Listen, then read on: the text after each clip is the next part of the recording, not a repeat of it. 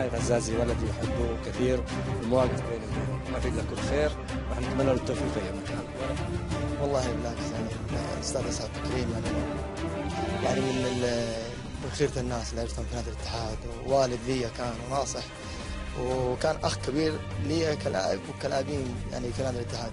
فاليوم طبعا شرف كبير لي حضوره لي في اليوم الجميل هذا.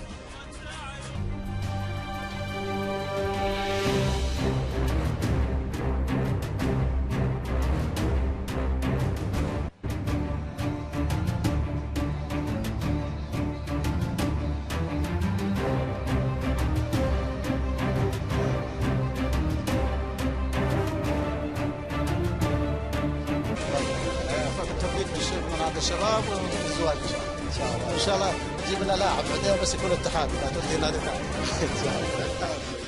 ثاني. تبي يلعب المباراه الجايه ولا لا؟ لا لانه عزيز علي ما ابغى يجيب هدف فيه.